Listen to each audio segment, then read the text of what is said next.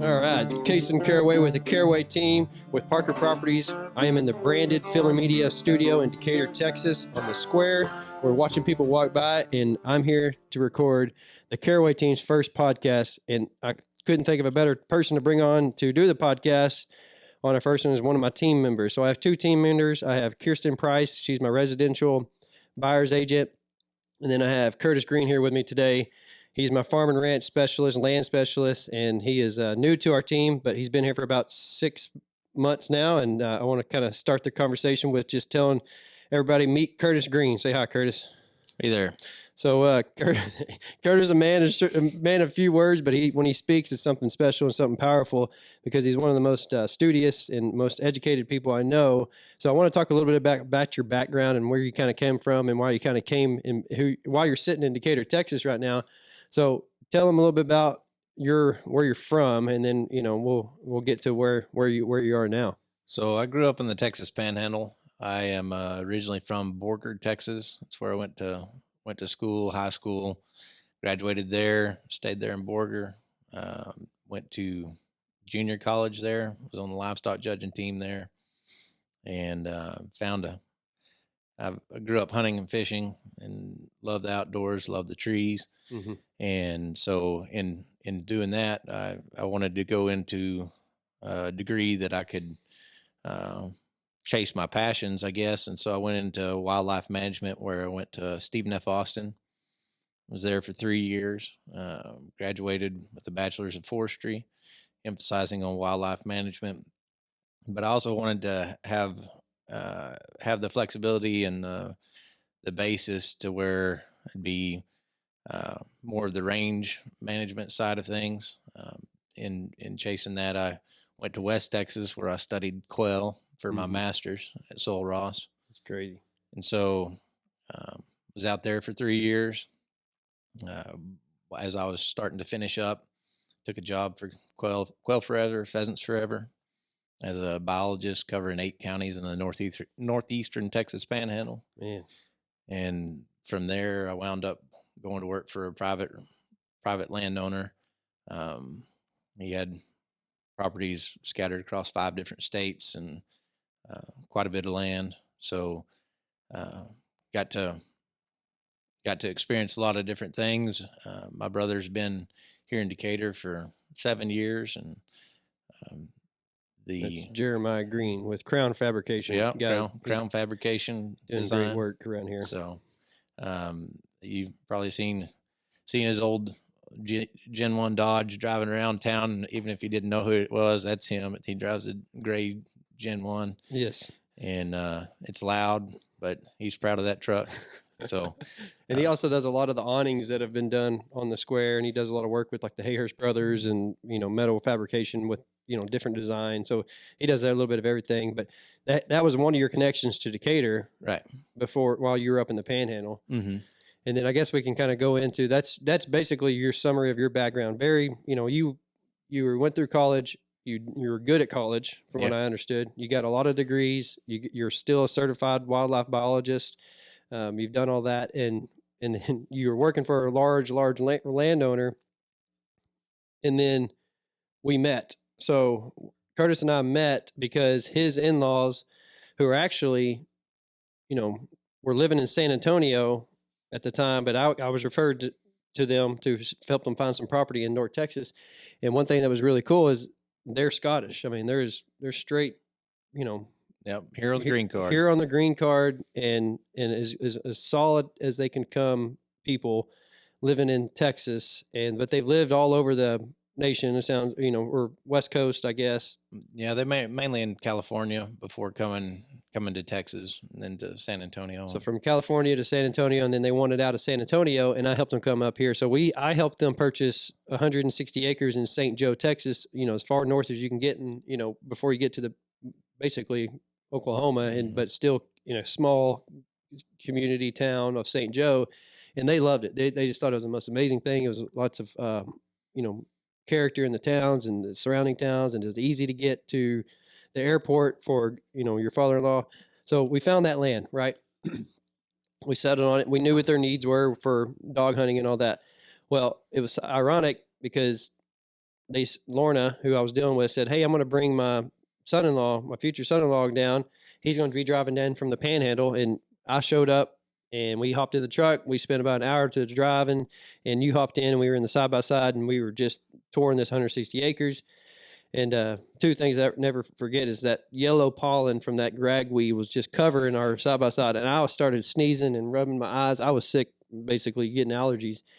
And I started, started naming off grasses that I thought were, very broad terms of like, oh, look at that native grasses, or look at that buffalo grass, or blue stem is what I used, blue stem. And I saw Curtis smirk a little bit, and he bit his tongue, and he finally couldn't let it go. He goes, "Well, actually, that's side oats grama. That's this type of grass. This type of grass. This is native. This isn't native." And so I was like, "Holy moly, this guy knows what the heck he's talking about." I mean, he was just a smart man at the time. I mean, just caught me off guard. Coming in with a cowboy hat and Wranglers and boots, and just being a cowboy, and that's what you are. But you were very knowledgeable about the range and the grasses, so that caught my attention real quick. So I think it just kind of, I don't know, it wasn't long after that, I mean, hour or so, I said, "Have you ever thought about doing real estate?" Because I was trying to grow my real estate company, my Caraway team, into something that was, I knew I have a good raising in this town, in this area. I was born and raised on a ranch in a farm that basically has been in our family's name since 1878. So I've heard it all. I've seen it all.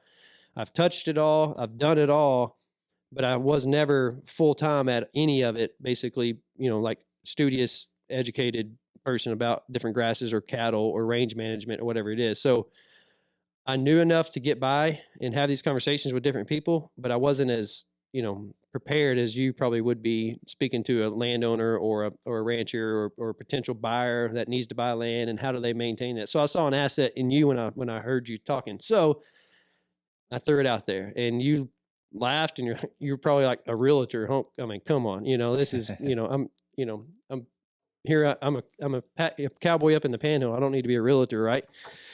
So it was, you had another day here. If it wasn't the same day, I can't remember now. You said, "Well, let's talk." And it was, you came and sat in our office, and you remember some of the questions you were asking. I don't remember all of them, but I don't really, I mean, terms of what it's like to be on your team, or what to expect and that kind of thing. And it was pretty straightforward, I guess. Mm-hmm. I mean, hell, it was more or less a business interview. Yes, type of thing. I guess it was, but it was, and I knew I could make it work. And then I thought I had a little time because to get everything settled in, because when you take on a new agent under my team, I've got to make sure I've had a system in place to generate leads, and make sure that I'm going to take care of it, and give you enough leads, and give you enough opportunity for you to succeed and make enough money to leave another job, basically another lifestyle, another town, another area. And it just so happened your in-laws were moving, and your fiance, we're moving to St. Joe. So it all started working out, and it just perfectly timed. But like, going back to, you got your license in a total of how many weeks? I think I'd done all the coursework in 5 weeks or so, and then I had to schedule the test and take the test, and it happened pretty quick. Yeah, it happened very quick. He studied and got it done very quickly in about 5 weeks. And I was like, it was during Thanksgiving, the holidays. And so at the first of the year, right before the end of the first year, right? I think it was it was in December. Yeah, it's December. He called me, he goes, "I've moved here. I have my license. I'm ready to go." And it just was like, holy moly, let's go, And so we did. And we hit the ground running. Man, we have hit it hard. Yeah. I didn't realize how much farm and ranch and land development opportunity that I was doing a lot, but I was also missing a lot, because there were so many other people that I could have been touching. And so now I have the ability and the skill sets, because of our team and our experience, to help and handle so many people in our area, and the people that are trying to move in this area. So we have hit the ground running. We have sold a lot of acreage, and transactions. We've done a lot. I don't want to throw out a bunch of numbers out there for anybody, but just know that this man has done more work and done more transactions than any new real estate agent I've ever seen come through my brokerage, and I don't know a lot of others. I know a lot in this county, and I can see their numbers, and I know what you've done, and I know what we've done. We have we have done so many transactions. I know we're a top team in our brokerage. We sell a lot. We're always selling quite a bit. In the county, if you look at the records, it's just we are doing a whole lot, and we're helping a lot of people get into these properties that they didn't think you could ever get into, whether it be 6 acres, 2 acres, or 200 acres, or 50 acres. We've done a little bit of it all, and you've got buyers that are, just needing a recreational place. You've got developer buyers. You've, kind of got all that. Tell them a little bit about how quick you had to learn Wise County rules and guidelines on developing. Yeah, so I got baptized by that pretty early on. Yeah. And I guess a lot of people don't read the rules and guidelines that was put out By the Wise County. Yeah, Or by any Wise county. County. Yeah, so it was that I saw the opportunity to be the need for something there, and so I read it. I've read it a few times. It's not that great of a read. It's got a lot of information, and it's written. It's very technical. It's nothing fun or cool to read about or anything like that. But you need to know it if you're going to be doing that. And if we're going to tell people we can help them develop their land and maximize their asset by subdividing it. Absolutely. How could we? I mean, there's a lot of realtors that'll tell people they can do that, but there's not very many that have studied that Wise County rules and guidelines. And he's found stuff that we've pitched to some of our top clients, and they're saying, Curtis, if you found that in that document, you may be the most educated real estate agent in Wise County. And I agree with that, because I'm educated from experiences. You're educated by studying it and reading it. So whenever Curtis has that conversation with a client or a potential client, I know that that's coming from straight knowledge or straight from that book. And it's, and now you got the experience. So you're speaking with confidence about what they want to do. And we're not going to tell them to do something because we think we want the commission on it. If it's not what we're saying you can do for that property, that'd be the worst thing that you could do, is tell somebody they can do something they can't. I mean, that's my goal, is to not be that person. I do not want to be looked at. If I tell you I don't know, that means I don't know. If I say I think, but I need to follow up on this, that means I remember reading it or something. I have a little bit of knowledge on it, but I can't speak confidently. But then when I do know it, it's like, well, I can tell you, it's kind of at the back of that book, but it says this is what you have to have. This is required. 1,320 feet being the longest, private road or shared access, stuff like that. That a lot of people don't think about, and you're not going to get many variances from the county. And people are like, well, maybe we get you're kind of far fetched. You can't go into it anticipating that, because they don't want to branch out too far from the rules and regulations that's been set forth. I mean, it's no different than any other rules or regulations. One thing I think that you and I have got a lot in line: real estate is black or white. There is no gray. And if you're operating in the gray in real estate, you're making your bed. I mean, you're going to get burned. Something bad's going to happen, and you're going to get sued potentially, because you're messing with people's lots of money and investment money. And so black or white, Curtis does not want to tell somebody unless they know for sure. Right. It's backed with data. So, and there's a lot of money on the line too. It doesn't matter if they're on the buying or the selling side. There's a lot of money on the line to be made or lose, because real estate's worth a lot right now, especially. More than you. I mean, you've seen it change in 6 months. Oh yeah, January. Absolutely. Conversations we were having in January for 10 acres, for 2 acres, for 60 acres, for 30 acres, for 200 acres. It's a big difference. It's a big difference. And it changes every week when we sell something new. And as soon as we sell something new, it changes the comps for another 6 months. Or an appraiser can use that for over 6 months or around 6 months and pull that from MLS. So yeah, we are doing that, and we're not saying we're the only ones changing all this, but we are. No, I mean everybody's getting top dollar. Yeah, absolutely. And if it's the market is so hot that if you want that property bad enough, I mean, there's not that many deals out there. You can get the going rate. I think I tell everybody, it's like I can't promise you a deal, but I can get you typically first shot at it. I mean, I cannot promise them they're going to get it for a deal. There's no deals out there to be made. If it's on MLS, it's on the market. You're too late, in my opinion. If you want a deal, I mean, because it's been exposed to the masses. Every Realtor.com, every Zillow, every buyer, everything on Lands of Texas, it's been seen. So now there's competition. I can't get you a deal once the competition goes out there, and I don't even think I can get you a deal if it's off the market, because my code of ethics, my I guess it would be way up, like, I'm gonna listen a word here, but basically what I'm trying to say is what I'm supposed to do as a realtor to a client is to maximize their asset. I can't tell them it's worth less than I think it is because I need my buddy to buy it, right? Or me to buy it. I have Sure. to abide honesty, and Yeah. keep everybody trying to make as much money. It makes it hard for me to even try to buy property because I can't tell somebody it's worth less. I'm not buying anything for a deal personally. I'm buying it at fair market value. So back to, I cannot get anybody a deal. I can usually give them first shot, and that's the honest truth. And getting on our team or having us, we know of a lot of things that are on the market, or a lot of things that's coming, or things that we're developing, and that helps these clients of ours. We're on another level, touching a lot of things and doing a lot of development stuff, and knowing of big ranches, we're able to touch those. And same thing in the residential. I've got potentially 4 or 5 different new incoming listings that will be coming, and I know about them, and that's asset right now.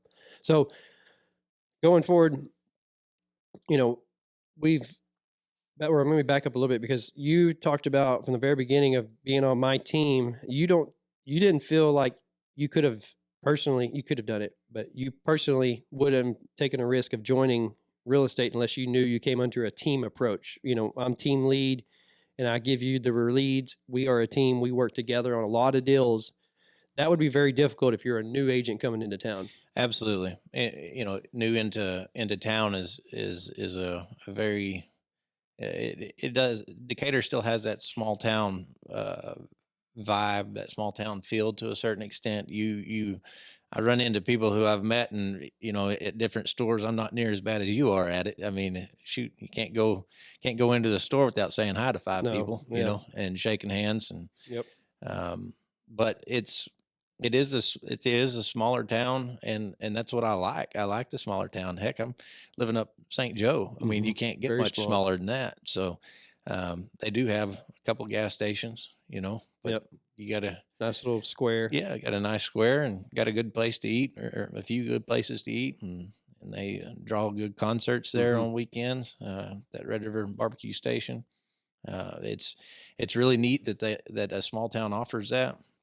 And that's attractive to me, but I couldn't take that leap of going off into real estate unless maybe if I had more going on in this area before, where I already had them contacts. Right. But I could see that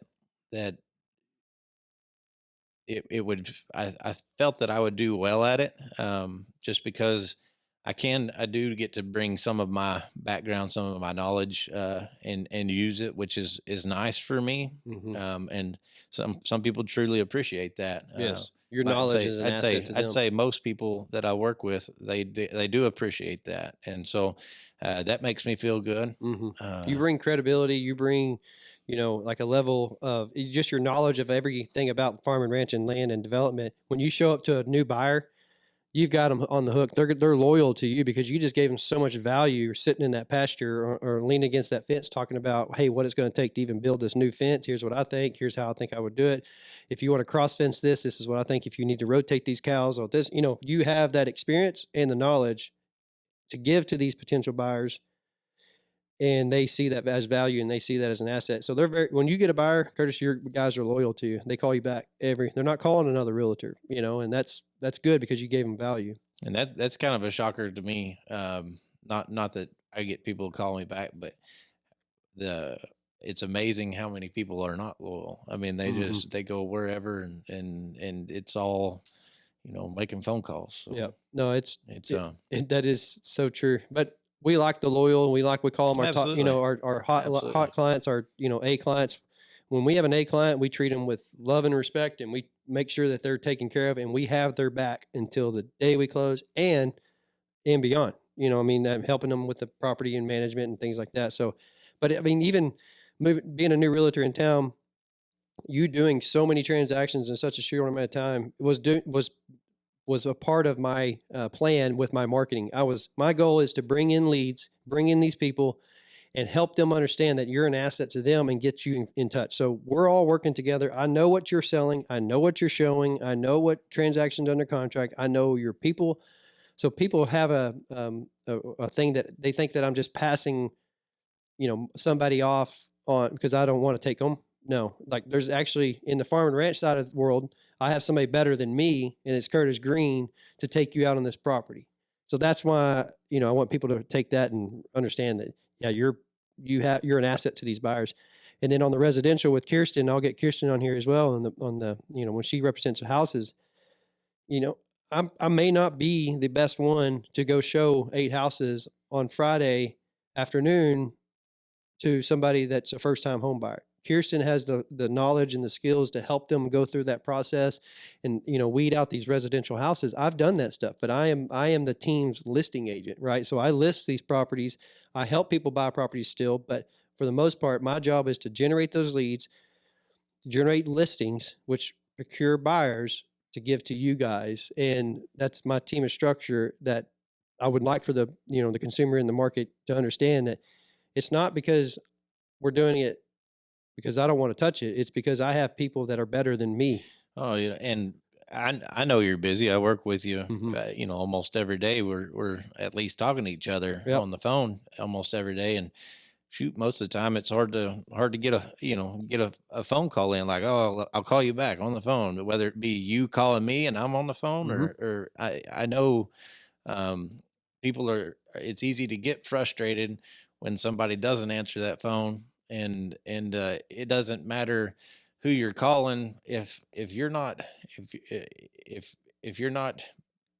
I mean, everybody's goal is to get back in touch Mhm. with people in as timely of a manner as possible, but it's it's challenging at times whenever that phone just doesn't stop. And then I treat contracts as very serious things, like Number 1. number one, because Yeah. that's in this market. If I miss it by 10 minutes or an You had hour, you've had experiences that your first couple yeah, months. yeah. If you miss it by an hour, oh, sorry, we just accepted another contract. Like There's no guarantee and there's it has to be in front of that seller agent right, right. if you're representing the buyer. So You take precedent. So you yeah, may not answer a phone call because you're taking precedent over right, something at the right. moment. Yeah, I mean, and it's hard for some people to understand that, but like, oh man, I tried calling you. Well, I don't know.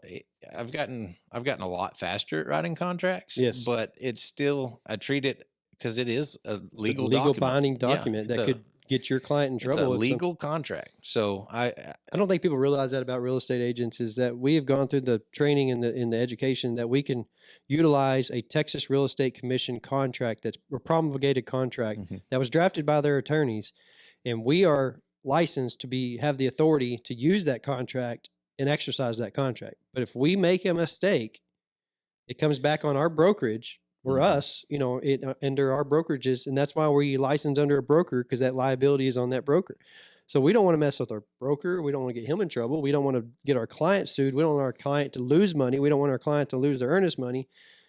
So Curtis is talking about just being very diligent and taking serious that we are experts at our contract. If your agent's not an expert at contracts and they haven't read that contract, or understand it, it's a legal binding contract that's very, very important. And we take care. We're pretty good at that. We are Yeah, really good at yeah. that, Well, I actually. mean, when somebody signs off on it, I mean, they signed.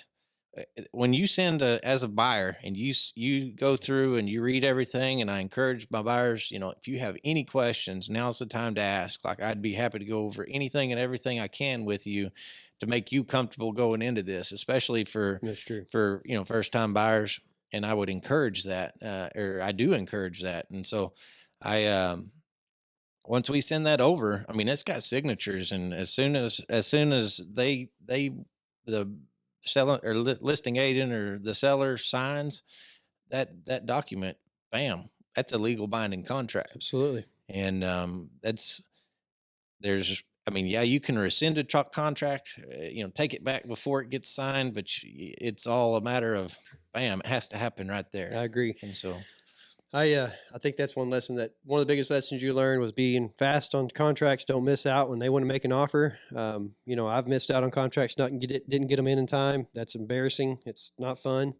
We learn our lessons, we overcome that. And that's part of my team, is so that if we need an offer in, we have a full-fledged team to get that done in a timely manner, because I personally may be standing in a house or standing on a property. And when I'm with a client, I show respect, and I don't answer my phone when I'm in there with them. That's their time. They've scheduled that time. Yes, people that call and I miss those calls, I hate it for them. The voicemail tells them, please just text me. It reminds me that I can call you right back as soon as I get available. We are doing the best we can on that. And I'm just telling you, every agent is busy right now. And every lender is busy. Every title company is busy. Every appraiser is busy. Every surveyor is extremely busy. This real estate market in our area and all over, I believe, is very, very behind and busy. And, we want the consumer to understand that it's a great thing for everybody. You're getting top dollar on your resales. You're getting top dollar on the selling side, and everybody's doing well. The economy's doing really good in this area, but it just gets people backed up.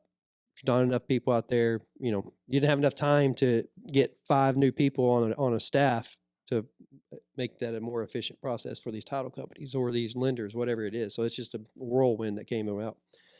But I'd say one of the biggest things you brought to the table was just the awesome amount of knowledge and customer service and respect, good quality education to these clients. And I appreciate that. And I think that. I've told you that. And, we've spent a lot of time together in 6 months, and we've gotten to know each other personally and work personally. And we see a big future for the Caraway team with Parker Properties with Curtis and I. And Curtis, do you have anything else you'd like to throw in there and, tell anybody or tell them about you? I don't. I mean, that pretty much sums up who you are and what you're about. That's right. We are excited, and there's a lot of huge opportunities this summer. We've got potentially 20 or 15 new tracks that'll be going on the market, from everything from 100 acres at Big Sandy to 4 17 acres. We've got 3 20-acre tracks. We've got a lot of land listings that are coming. And more. I mean, every day. I didn't even think about Alvord, Decatur. There's no telling. I mean, we have so many. It goes on, Yeah, we have a lot of inventory about to hit the market, and stay in touch with us. Watch our stuff. We will keep pumping stuff out and keep you in the loop. Follow our Facebook pages, and it's very important to us that that we're out here to take care of you guys and give the market the inventory that's needed.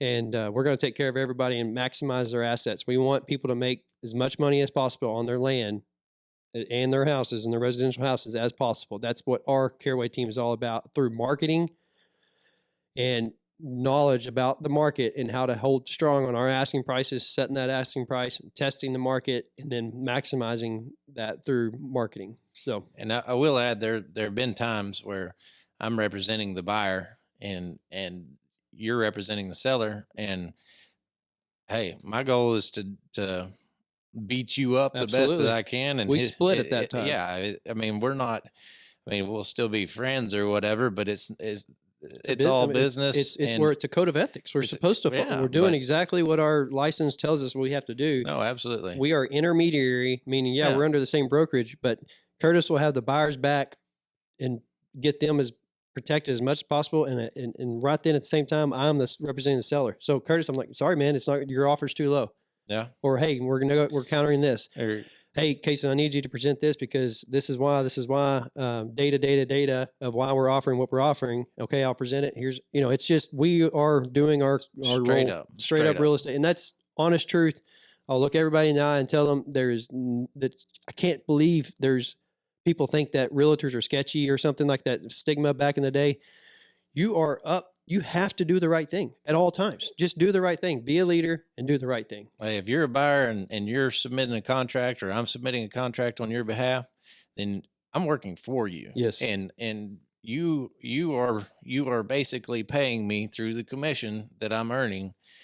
That's my job to represent you, and I'm going to do that the very best that I can. Yes. And so I'm always going to try to, there's no good deals, but I can get you the best deal possible. We'll You fight. know, I mean, Yeah. you know, we're going to, a lot of people don't want to have that first offer accepted, but you know, you come into it and it's multiple offer situation, and that scares some people off. But then other times it's like, well, hey, I've had this number in mind, you know, this is what I want to throw out there. Well, it's multiple offer situation. If that's the highest and best, then I mean, I can tell you that you know, that's a little bit higher than what things are going for, but if that's what you're wanting, that's what you, I mean, that's what you get. You Yep. know, I mean, you put it on paper and you submit it and go from there. And then I can tell you, oh man, this is looking like it's, you know, this is right about where it should be based on other properties. But if you want to offer 10,000 or 20,000 less on the overall figure, then by golly, let's do it. You Right. know, I'm going to submit it. No, I think it's obvious that we are.